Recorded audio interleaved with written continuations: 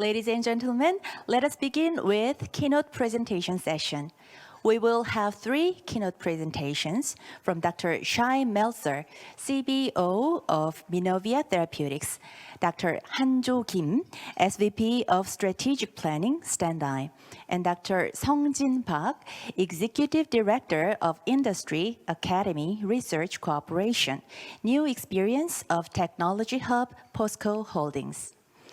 I see our first keynote speaker, Dr. Shai Melcer, CBO of Minovia Therapeutics, has joined us via Zoom. Let me introduce Dr. Shai Melcer, who will be giving a talk titled Bioeconomy for Startups. Hello, Dr. Melcer. Now the floor is yours. Thank you. Hello and good morning from Israel. It's 8 o'clock in the morning here. And my name is Shai Melcer. I'm the Chief Business Officer at Minovia, as you've heard, and I will jump right into my talk. I will share my screen, and you should be seeing it now. Here we go. So today, what we're going to do is I am going to talk about the bioeconomy of startups. My talk will be divided into 2. I'll give half of the talk pretty much covering what a bioeconomy of startups is, and then I'll give 2 use cases that are different from each other on how to promote such an economy, and hopefully these lessons could be useful for the Korean economy as well. So we'll start by what is a bioeconomy? What are the biomed assets that you have? And in order to do that, we have to define what the biomedical industry is to begin with. So biomed is broken up into essentially 4 subsectors.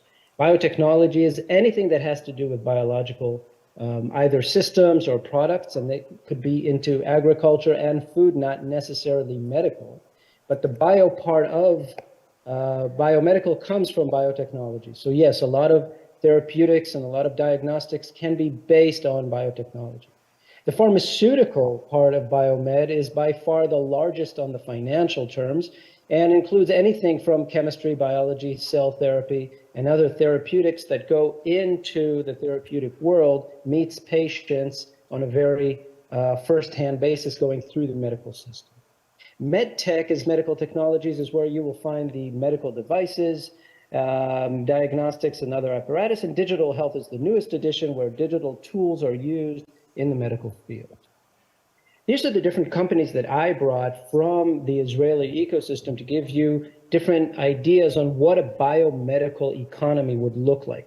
So Bar Algae grows algae for different purposes. Protalix makes pharmaceuticals within carrot cells. Pluristem grows placentia-derived mesenchymal stem cells for therapeutics, and today they also entered the food tech industry. MDI uses AI in order to manage multi-drug regimes. Pepticom designs peptides for therapeutics based on AI systems. Atlasense will monitor a patient at home after being discharged from hospitalization. Omnix Medical is designing the next generation of antibacterial materials. BrainsWay treats your brain in a non-invasive way with a helmet and magnetic fields. Cevix is a materials company based on biotechnology, actually using spider silk to make new materials. Day 2 will follow your diet using AI. As stents, I have an echo. And CollPlant makes collagen from tobacco plants. Okay, so the natural assets that you would use when you have a bioecosystem are many, but if you break them down into the 6 essentials, we're talking about strong academic basis. Licensable academic IP means that academia is not only research, but it is translationable. Creativity is a soft skill. It's on a personal level and on a society level. The community is very important, and government support is critical. Diversity is something that is very, very important. The more cosmopolitan places in the world are the best bioecosystems. Boston, San Francisco, Berlin, Tel Aviv. Biomedical clusters are where the different industries or pillars meet. Academia, medicine, and the industry, when they interact, give you a powerhouse for the bioeconomy. And this is how it works in every single powerhouse bioeconomy in the world. And the arrow between medicine and academia is the thickest for good reason. Those are the biggest collaborations you will see. Academia and medicine working together, industry working with both, but it is on the sideline.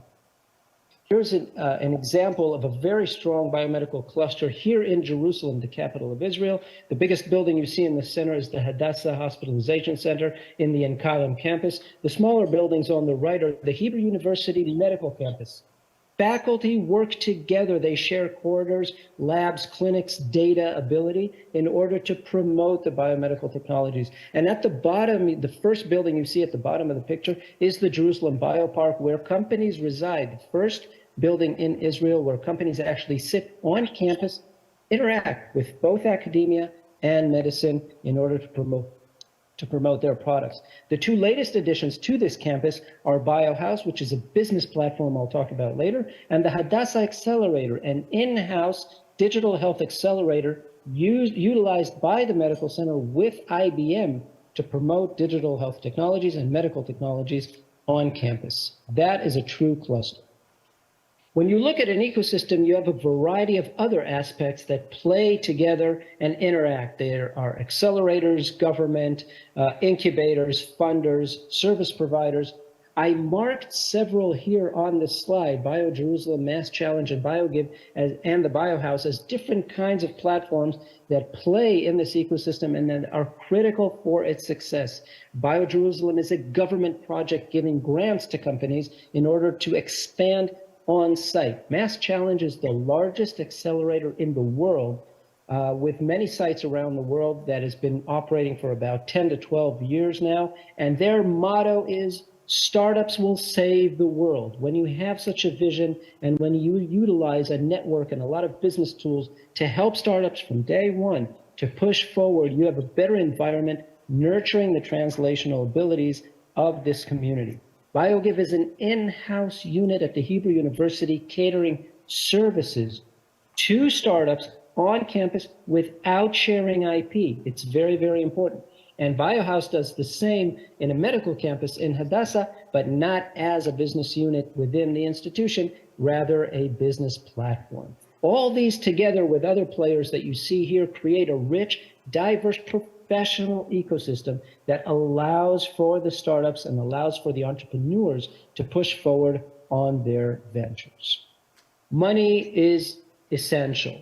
So what you see here is basically a variety of vehicles that we have here in Israel, and I won't get into them, but each ecosystem has their own financing vehicles. Early stage financing is critical for biomedical economy to succeed. This is a high-risk industry. You want to take good ideas and give them a little bit of money to push forward, albeit the risk. So what you see here is incubators. You see a little bit of the government, the Innovation Authority. You see private incubators and public incubators, and the money comes from different directions to give the early stage push of these technologies. Nevertheless, these companies, if they, heaven forbid, succeed and move up to the next stage, they will require a lot more funding to go through the clinic, to go through validations, tech validations, regulatory approval. These are the most expensive stages in developing a new product in food, in medical. But if you're doing biomedical, this is exponentially a higher finance requiring step, and for that you need growth funding.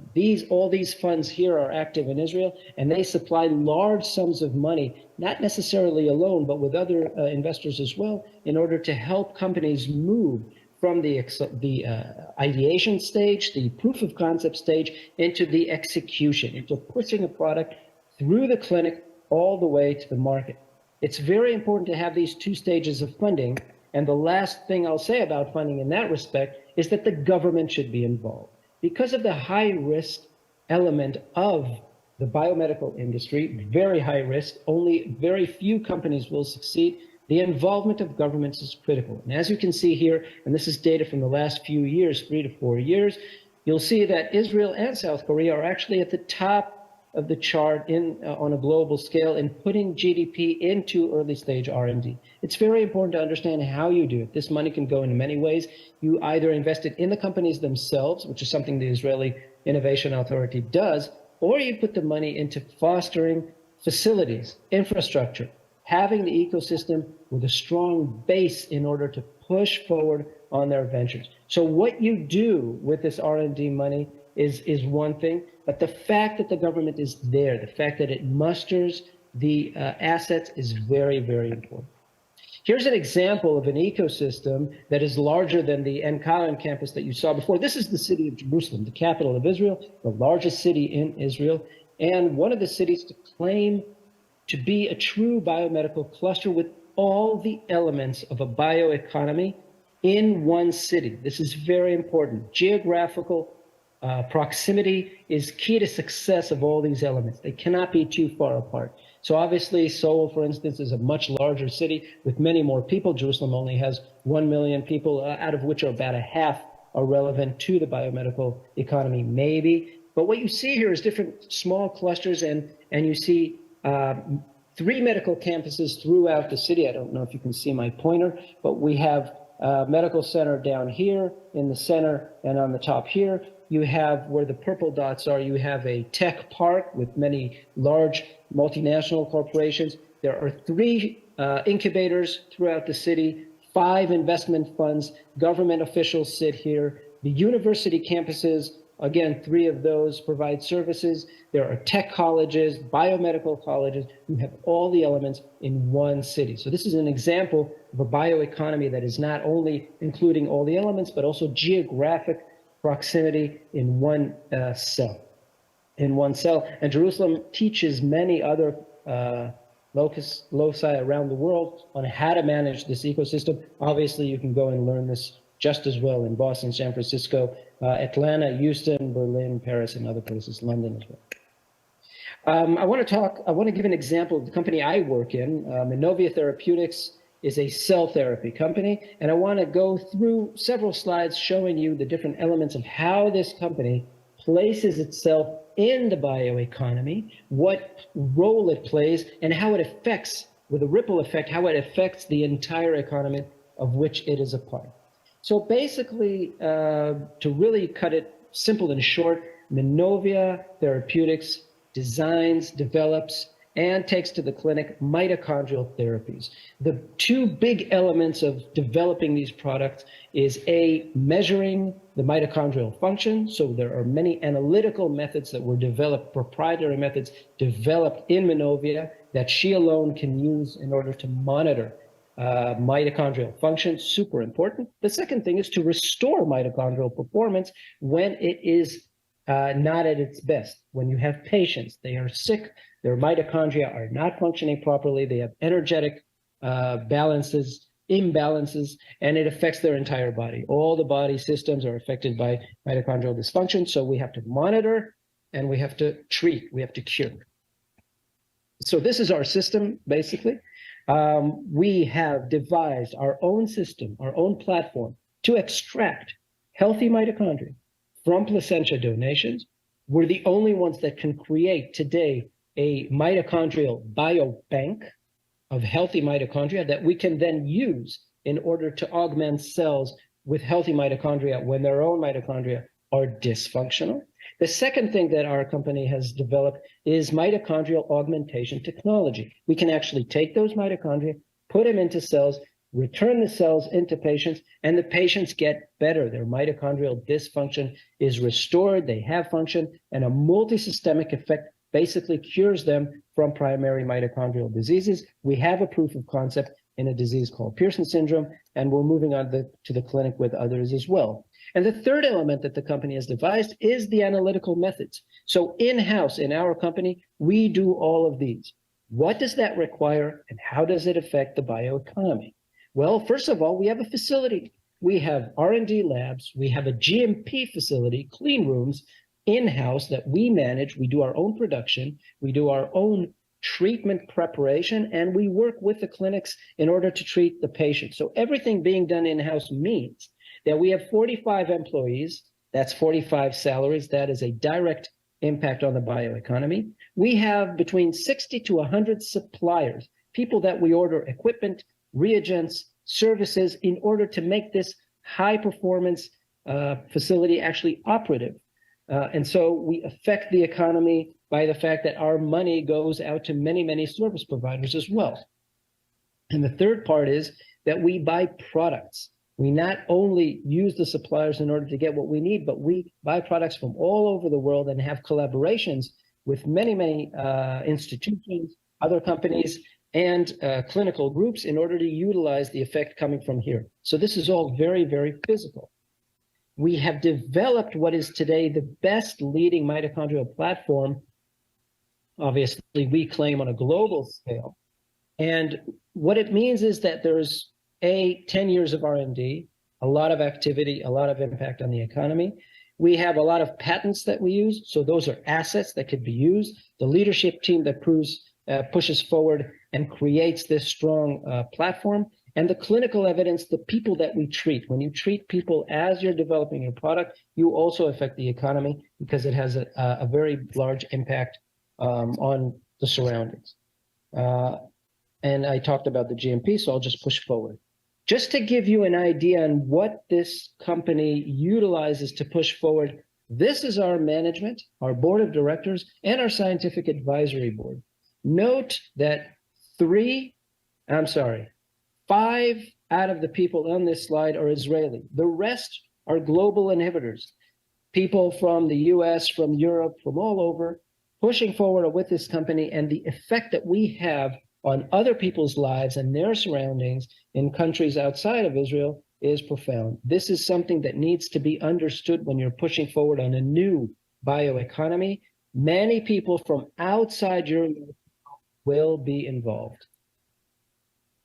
I'll move to my next example, next and final example on how a bioeconomy is being pushed. This is a company called Biohouse, which I created and led as CEO for several years before I joined Minovia. And we had a logo, we had a statement saying life, science, movement. We changed the way that medical innovation was performed. And the way we did that is that we restructured the natural ecosystem that I have shown you throughout this talk. And you can see the elements on this slide. We talked about these elements. We talked about academia, medicine. We talked about the entrepreneurs themselves, the investors, and the connection to the entire ecosystem all around a business platform. This is key. When you have someone that is creating, managing a biomedical ecosystem with a business objective, that means that they will do anything it takes for it to succeed. And they will not waste time, energy, and resources on something that does not work. And that's exactly what we did at Biohouse. So we had a 3-legged platform. We set up spaces, offices, and R&D labs in medical campuses, in medical centers, walking distance from professors, from clinicians, walking distance from the people that will validate their technology on the one hand and assert the unmet need behind their development on the other hand. This is number one. Number two, we had all the services that are required to push forward on a biomedical venture come to the Biohouse. Patent attorneys, accountants, business advisors, investors, product development experts, people doing UX and UI on a digital platform. All these people came to the Biohouse to cater services to the startups residing on site. And the third is connection to strategic partners. I, as CEO of Biohouse, made it my business to be in touch with investors, big pharmaceutical companies, big medical device companies, in order to make sure that they know the companies working in Biohouse, that they can help them from day one, to give them the industry perspective on what they are doing. This is key to success when you're at the early stage, to make sure your product is designed properly to the market that it is intended to go to. And the global network is also important. Biomedical industry, as much as you want to foster your own local biomedical economy, the industry itself is global. And so you have to be in touch with the global network from day one. When I was at Biohouse, I was in touch with platforms, investors, medical centers, industry in the US, in Europe, in Australia, in South Korea, and in other places, of course, all over Israel. And bringing all this network to the people working in a place that they do not have natural access to this type of network from day one is key to success. If you're pushing a biomedical ecosystem in your neck of the woods in Southeast Asia, it's very important to be in touch with the Southeast Asian market as well. But as I'll show you in a minute, you may not be well enough in touch with the Western markets or the Southern markets, and they are key to your success as well because of their economic power. So being global from day one is very, very important. My last slide shows how the South Korean government has actually done that and been in touch with BioHouse through the K-Startup Center program. So you in South Korea already know the importance of being in touch with other ecosystems around the world. This program, which I won't get into, but you guys should know it, in the KISET agency, has actually shown how being in touch with the rest of the world is important to South Korean developers from today. I want to summarize and say that if you want to save the world, you start at home. This means that you have to make sure your ecosystem is the best it could be so that your bioeconomy will not only be good in itself, but it will integrate in the global bioeconomy, and the interactions with the rest of the world will be as successful. Learning from other nations is key. I'm very glad that I had the opportunity to come and give you a little bit of the experience we accumulated here in Israel. I think that for good reasons, the two nations are in good connections, learning from each other. And if there's anything we can do to help in the future, we would be happy. Thank you very much for your attention. Thank you, Dr. Shai Melcer, for your presentation in the early morning in Israel. And next keynote presentation, we kindly ask Dr. Hanjo Kim, SVP of Strategic Planning, Standigm. Please welcome Dr. Kim to the podium.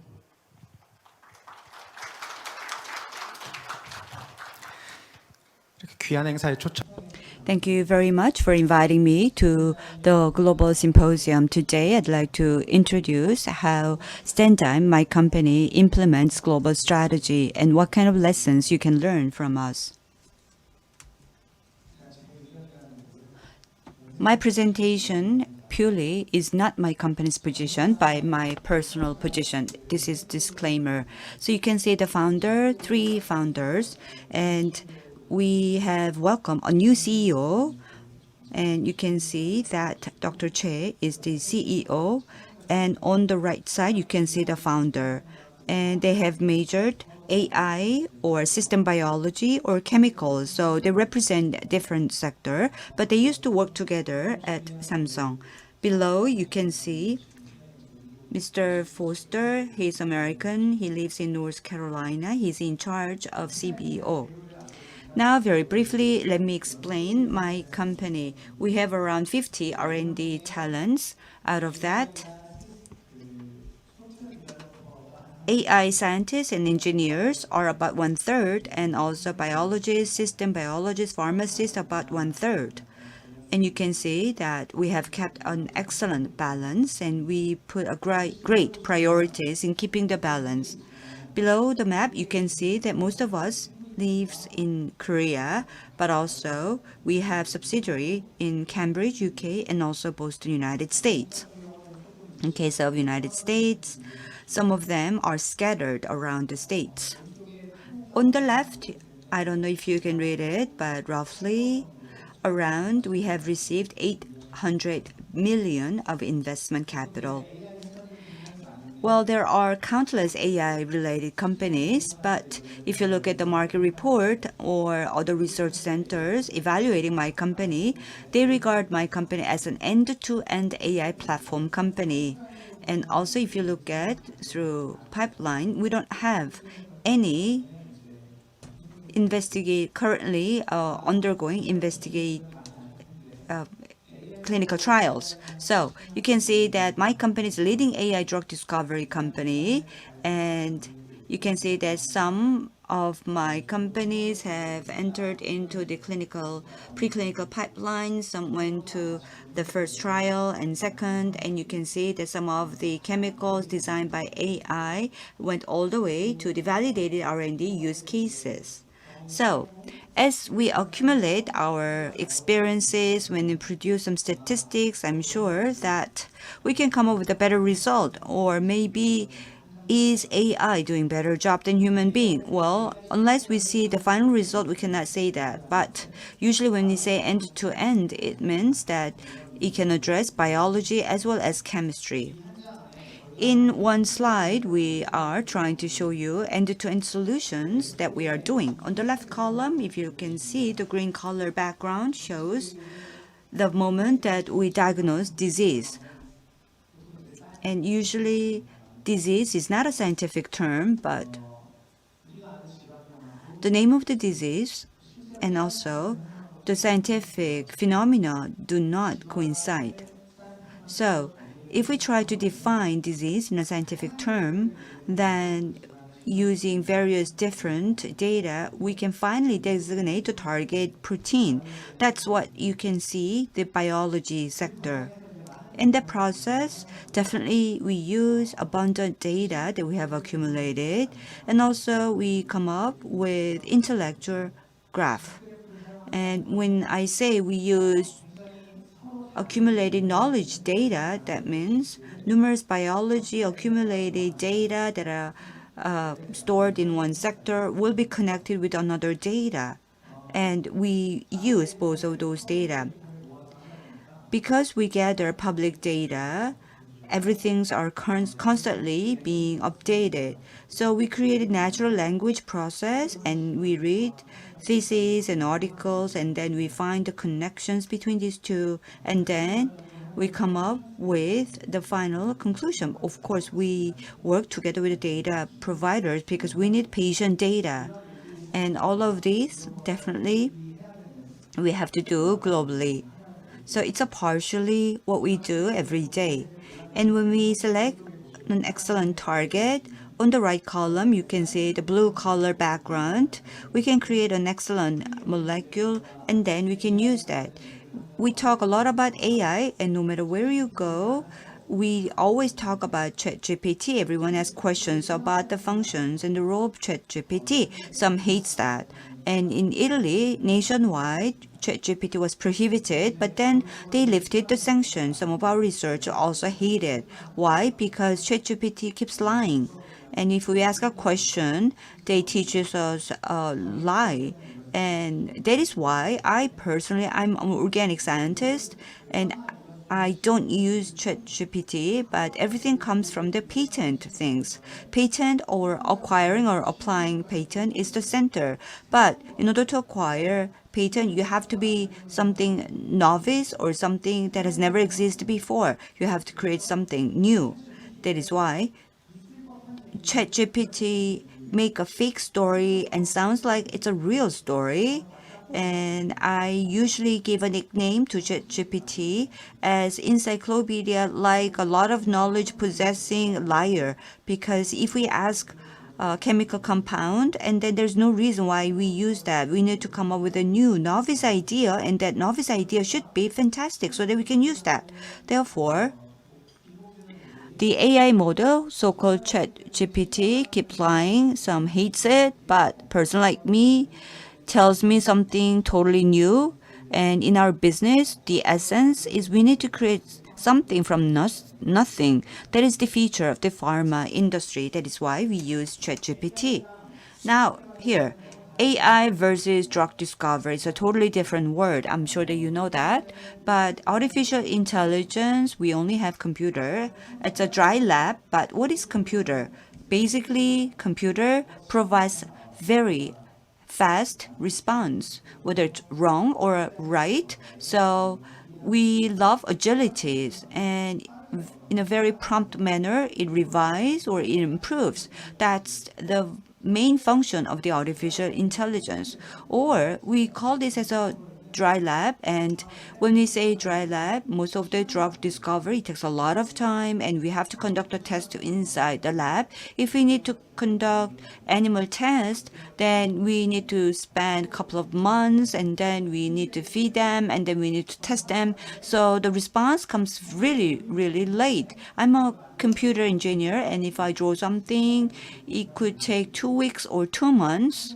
Or even if we spend more than 3 months, the feedback is really slow. That means everyone involved in that don't want to repeat that twice or 3 times, because if we wait another cycle, that means we have to wait another 3 months. And the agility, the robustness are very different than that of the AI, because we need to do very quickly with a great agility. We cannot wait long time, especially the people who need to produce something with a great robustness. Their philosophy are very different. How are we going to narrow down the gap between these two? AI and drug discovery are very different, and it has a huge different philosophy. So what's our dilemma? We need to be good at both of these. We need to be excellent in AI. AI is rapidly changing, and with a great AI technology, we need to take time and to develop new drug.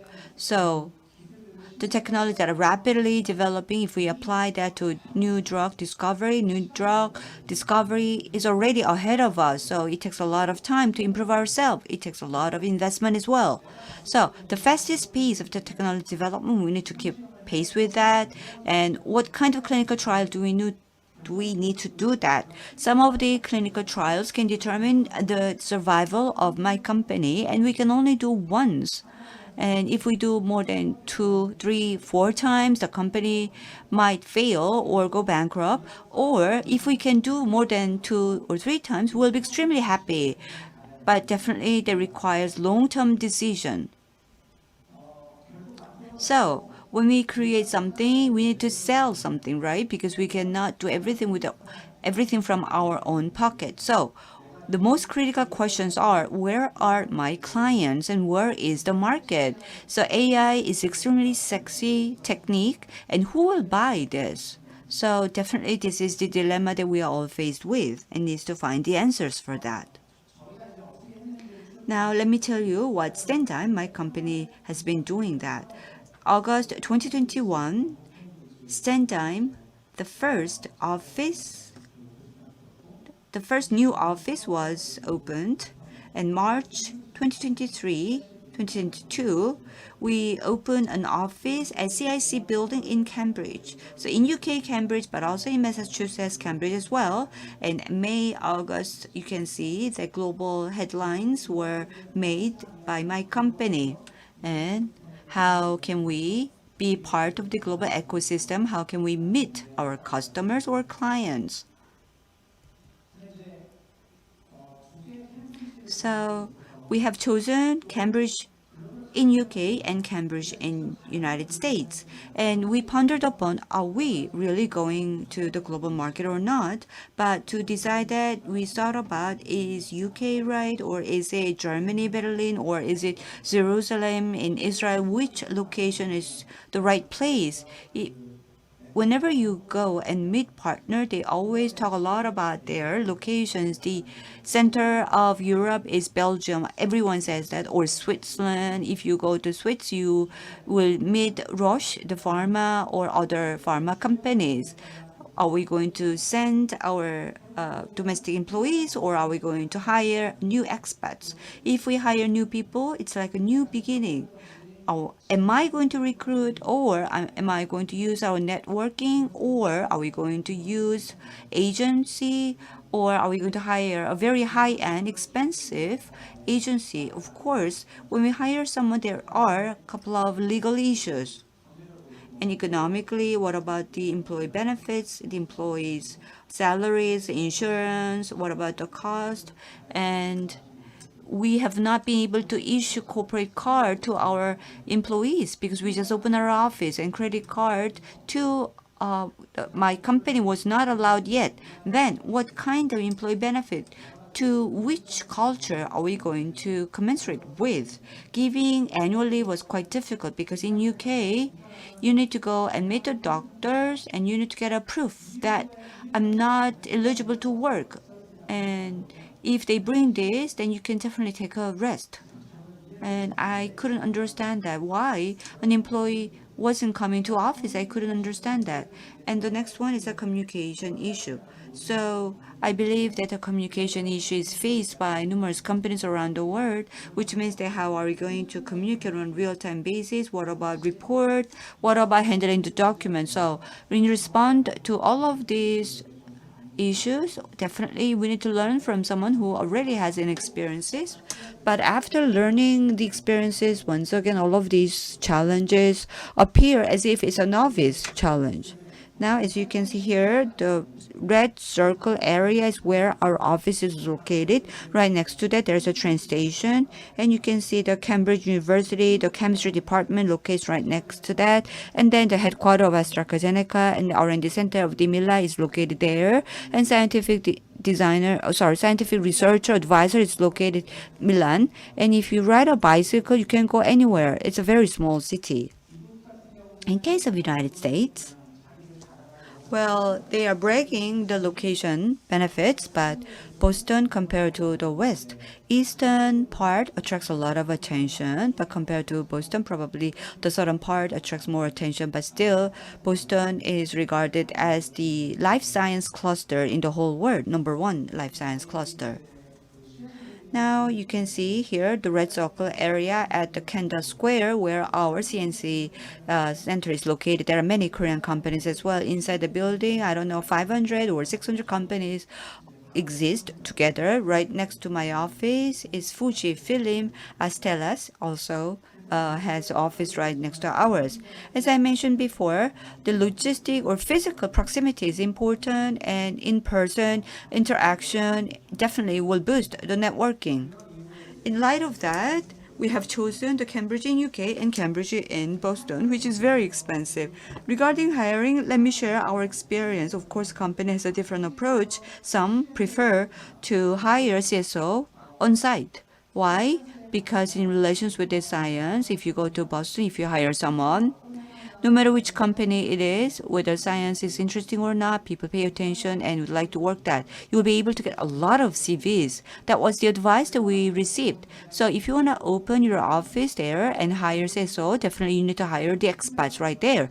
And the CSO can recruit his or her own subordinate and they can work together. Or you need to someone reliable to send to the Boston. When I say reliable means someone who understands company's culture, but work independently, but most importantly, we don't want company to the employees to skip their work days because of the children. And if you hire recruiting agency, expensive agency is very good, but if something happens, you can never win them.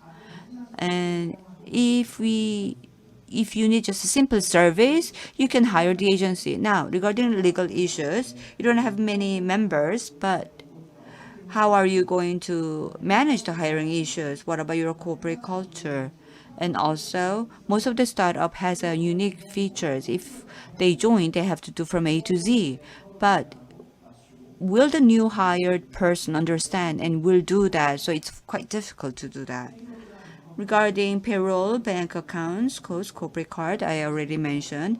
And this is not my responsibility, but my operation team is really working hard to resolve these issues. And to numerous different accounts, on a different date, they need to pay the salary. So I believe you need to use a certain service instead of relying one person to do everything. Now, to employees, what kind of benefit are you going to provide? The best thing is the science should be superb. Only then the people working with you needs to be a talented people. That's the best welfare that you can provide. But of course, that's our position.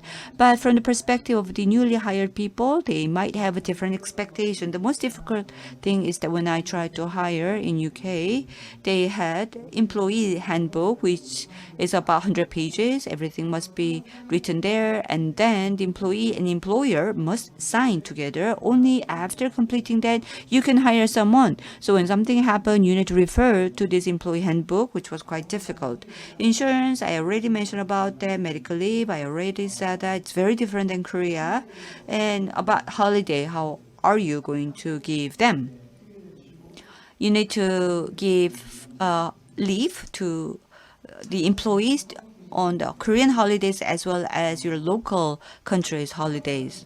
Now, another issue is that this is a place where people from different backgrounds work together about how well are you going to communicate. Of course, there are time differences. The most difficult thing for me is that in UK, I need to work during the afternoon time, but in the US, you have to do after midnight. So almost 24 hours a day, I need to have a conference call, which is quite difficult. And about report, how are you going to do that? Is it should it be done verbally, or should it be submissions of the report or recipient? What kind of data are you going to leave behind? And also, evaluation is very important. You need to refer to that. Otherwise, you will never know whether your employees are working well or are the employees get motivations or not. It's not easy to do that. And before you create a, you need to really work hard to come up with a conclusion. We thought the evaluation criteria must be come up first, and then we had some challenges as well.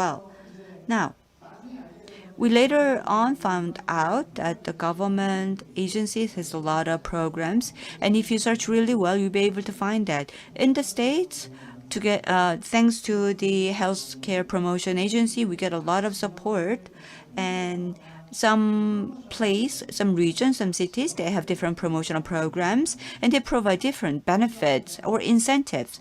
And if there's need, make sure to use. And if you go there, they take you to tour, so that they show you where the hospitals are located, where the pharmacy are located, where all the necessary things are located. The last thing that I'd like to tell you is that you need to share everything. You need to share your experience. Only then your mistakes can be reduced. You can understand each other. And sometimes your experience is so embarrassing that you don't want to share that, or you want to hide it. You don't want to share. You don't want to be shameful. So sharing could be very hesitant, but you need to do that. In biosector, especially, there are innovative biosector. There are different kinds of the networking event, and more forums or chances are there, so that where you can go and you can hear a lot, you can get advices, you can share experiences, so that you can reduce your mistakes, or you can advance into global market in a more efficient manner. That is my understanding. Well, I'm sorry that I spoke really fast. If you have any questions, please contact me. Thank you for your attention. Thank you, Dr. Hanjo Kim, for your presentation and realistic advice. Next keynote presentation, we kindly ask Dr. Seong Park, Executive Director of Industry Academy Research Cooperation, New Experience of Technology Hub, POSCO Holdings. Please welcome Dr. Park to the podium. 예, 감사합니다. Thank you so much for your kind introduction. So, I'm going to introduce the POSCO-made venture ecosystem. POSCO was made back in 1968, and that was a time when Korea worked hard for the industrialization. U.S., West Germany said that we will face a failure likewise, but we did it. Early 1980s, we invested more than 2 trillion won, which is the biggest amount of investment in the Korean history back then. So we built the radioactive accelerator lab and the research center. So there are the research center in the POSCO University, whose worth is over 2 trillion, and also the R&D amount of this facility is over 1 trillion. Research and the industrial commercialization are usually reached by the venture company, so we thought that we need to create a venture firm. Of course, we produce the steel across the company, so we decided to provide a steel-related education. So that's why we have a education campus as well within this facility. So this is a versus view of the campus. All the green-colored area are the POSTEC and Basic Research Education Center and Accelerator Lab. And all the green area is the REAST area. 50% of the area are the university faculty, and 50% is the R&D center for POSCO, which were designed 30 years ago. REAST control the quality and improve the productivity with the papers produced. And I think this is one and only kinds of university in Korea. All the blue areas are the incubating center. Changing Ground is one example of the incubation center, and Bio Open Innovation Center is exclusive one for the biopharmaceutical industries. POSCO, if you thinking about the background of Amazon establishment, it was just a publisher company, but now it has become an all-around company. But this kind of success would not have been possible were not there for any master plan.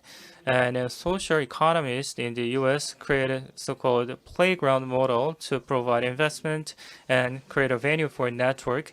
And by generating innovative ideas, you can make a success. By adopting this concept of playground, POSCO decided to create this change of ground. Also, on top of the race is pilot plant in the green market area. So this is a commercial.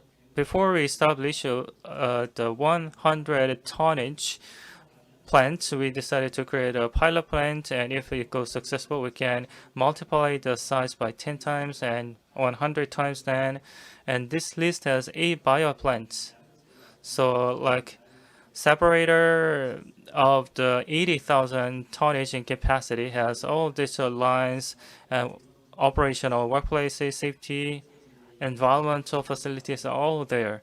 So when venture firm has a manufacturing capability and have an experience in a factory, we created that kind of manufacturer specialized venture area so that the venture companies can come and build experiences. So basics research, applied science, education are all possible in here, not to mention the overseas marketing and factory establishment. The whole process from A to Z are all supported in this campus.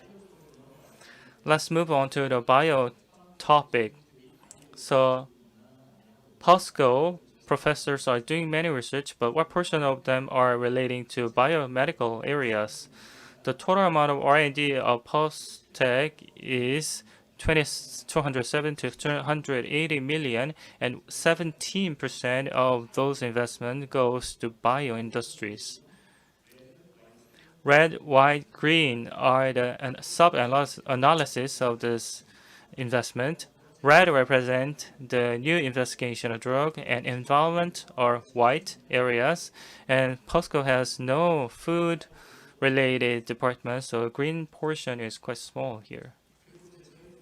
Also, from the basic technologies up until startups, the whole process are being supported.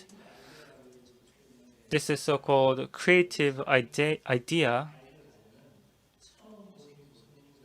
is kind of a task for a new coming professor. So we gave 200 million for each and let them have a communication with leadership of POSCO to generate innovative ideas. And then the second phase of support is creative innovation.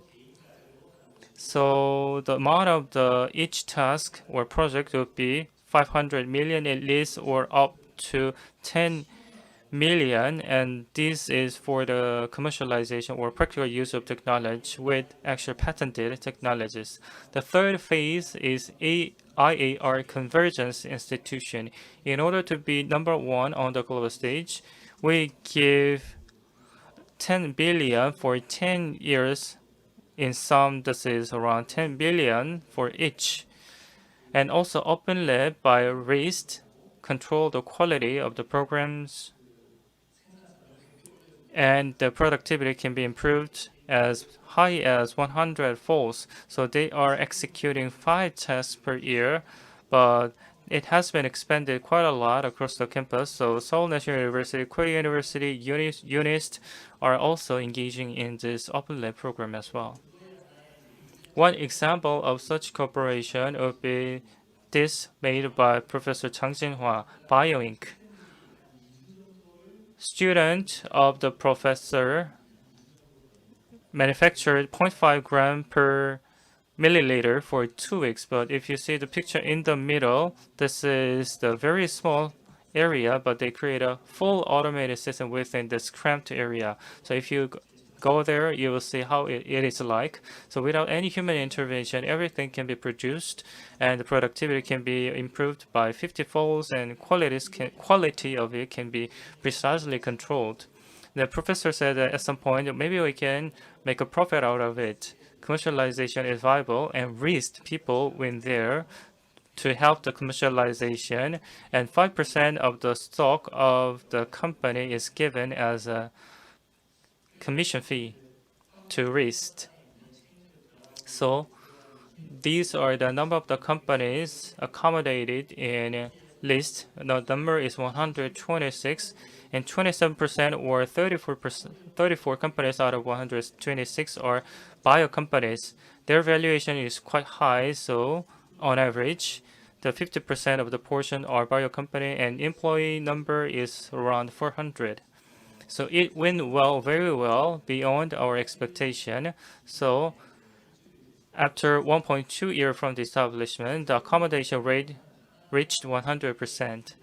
So instead of creating the startups one after another, we hope that we can create an infrastructure where they can sprout continuously. So we gather all the venture people and firms and listen to their ideas and get feedbacks, not to mention those from IT companies, parts, equipment manufacturers. But bioventure firms needs went lab, they said. So we decided to work with 20 companies to create a went lab facilities in 2 regions. So the accommodation rate of these facilities are likewise 100%. This is not something related to bio, but we also listen to the feedback of manufacturers. But like I said, they wanted to build factories. So we created a manufacturing specialized incubating center, and we have 3 companies being housed in this facility. We didn't make a new facility, but decided to rent some partial areas of the existing facility. And BioWeb and Bioform are the 2 biopharmaceutical companies housed in it. And the Ministry of Startups thought that this is quite a good example of the cooperation, so they decided to give 10 million, and POSCO 10 million, and Gyeongsang Carbon municipalities also provided some financial support. And around next year, we'll be able to create a spaces for 10 venture farms within this facility. At the very beginning, we thought that we received 13 applications, but we had to select only 3 out of 13, so we decided to expand the facility to accommodate further. Israel, US, Germany venture capitals also saw that this is quite a good reference case. They want to build this kind of manufacturer venture company. So maybe next June, we will be able to accommodate 1 or 2 overseas companies so that they can learn a lesson from us. Also, POSCO will introduce the head of the factory so that they can be potential candidates for their company. This is something related to the overseas marketing. BioWeb is the company that provides vegetable-based vaccines. For example, swine flu vaccine was made and got approved from the authority. One Canadian company contacted afterward because they want to import the vaccine. But back then, that was a very small company and has no experience of exporting anything. So POSCO decided to invest 5 billion so that the POSCO can do the export on behalf of this bio app. So Professor Huang's lab provided technology to POSCO and do the overseas marketing and receive investment. And that kind of virtuous cycle was showcased in this one example case, and we thought that we need to duplicate the success to other areas as well. POSCO International, when venture firms move outside of country, decided to give some help. So we selected 11 companies to provide 50 million per each so that they can sail through outside of companies. So that kind of support program is being designed as well. Israel is very good at venture firm incubating. And Israel is good at incubating venture firms because instead of getting the money from the US, they decided to get the money from Jewish. So in order to make a success in Korea, We cannot follow the model of Israel. In order to do so, we need to create a stronger Korean society or community within the U.S., like Jewish people. And not just POSCO, but other university has a world-class technology, so we have to do the businesses outside of Korea. So one discussion going on in my company is the change of Valley small branch is in the Silicon Valley, so we can maybe purchase the building so that we can accommodate 20 or 30 Korean companies in the US or some possible startups who are doing businesses in the US as Koreans so that we can provide some incubating services for those companies. And Korean accelerator and the best US VCs can also should gathered so that we can provide a systematic support instead of giving one-off support for each. And Ministry of Startups also decided to make a connection between this and TIPS program, and this is being discussed. So far, one pain point of POSCO is that venture forum who are POSCO alumni has 8 listed company and 8 more company being reviewed for IPO. But POSCO is not allowed to do the biopharmaceutical businesses directly, so we are having a discussion how to march into this area by our own. These are funding plans, and we committed 32 million and created 2.7 trillion size fund. If the market cap is less than 10 million, it can be supported by the university as well. POSCO, Seoul University, Korea University, Hanjo University, POSCO, their holding company received the funding and created this kind of database. And also, if the market cap is between 10 billion or 12 billion, IBM, Stick, Stonebridge, Azure IB, and 4 more companies were engaged to create a fund out of it. Recently, the success rate is around 50%, which means that 7 or 8 make a success out of 30. So that is the success rate as of today. So there are 320 Korean companies who received support and investment, and 90 out of them are bioventure firms. So it has been 4 years since the beginning of the program, so it is time for us to go into the next step to create a network. So next year, we decided to create a summit, sectoral summit, for example, bio IT, equipment parts, or by size, maybe we can create some kind of the bio startup, small and medium size, small size. So we can have a summit so that we can do the classification by size, scale, and listen to the feedback of each group. Also, all the POSCO accommodated company, this is a list of the top performers. And the table on the right side is the top performers of the change participants. We made this list because every year, let's say that this year, there are graduates of the change of program, and also companies who will do the exit after receiving the investment from POSCO. And we decided to submit this list to the strategic business department of the POSCO so that they can propose some kind of potential partnership with those graduates. So in the future, POSCO, what the company can do. From the perspective, as you well may be aware, biopharmaceutical area is very specialized area. So there are so many specialized companies who made a success in here. So Moderna will be the flagship example. So based on the research on the POSCO up until the IPO stage, we have good number of companies who made a success. So maybe we can make it as a business model. So maybe we can create a company builder VC so that we can provide business supports and do further identification of the potential candidates.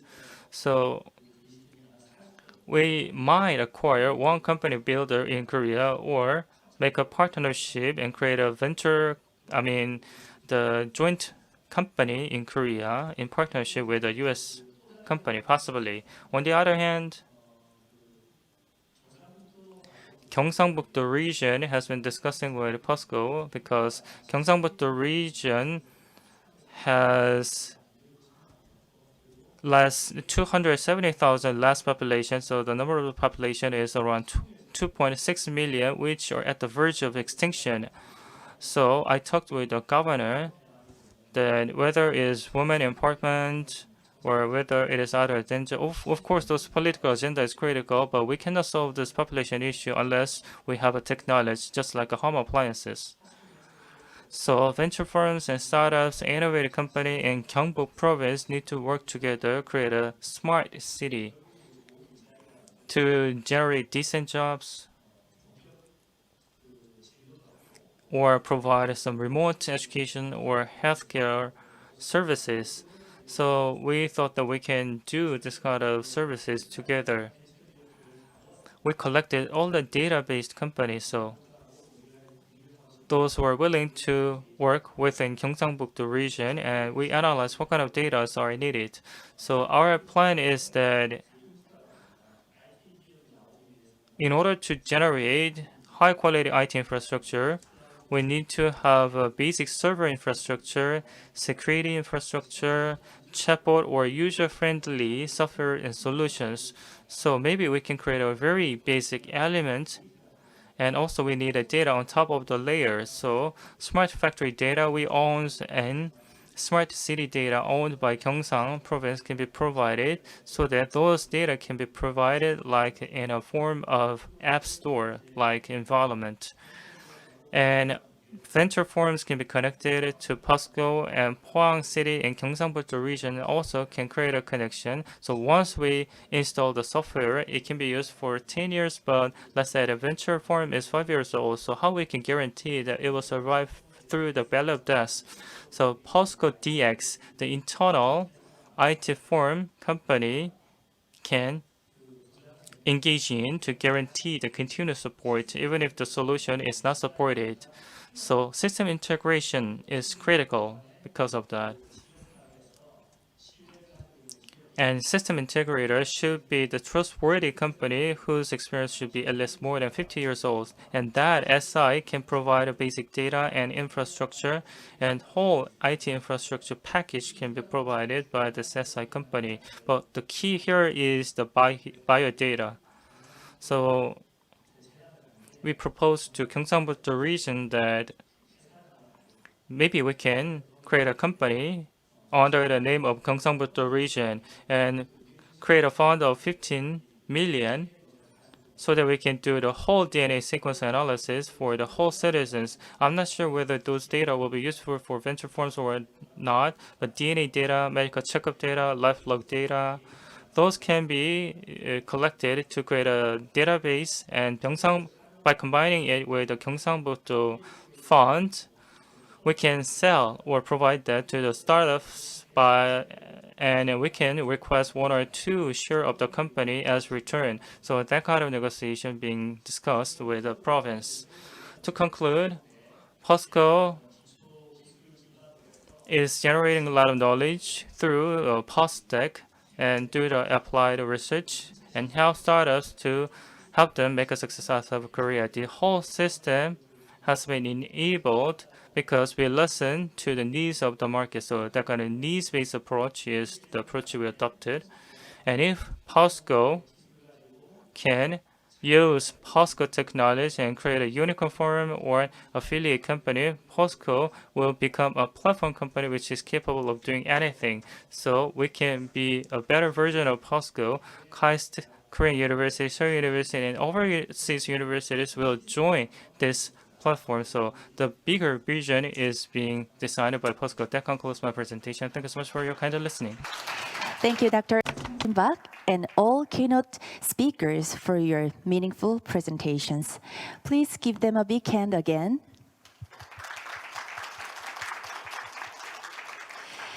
Now we will have 15-minute break, and the panel discussion with various experts will be followed at 3:15 p.m. Thank you.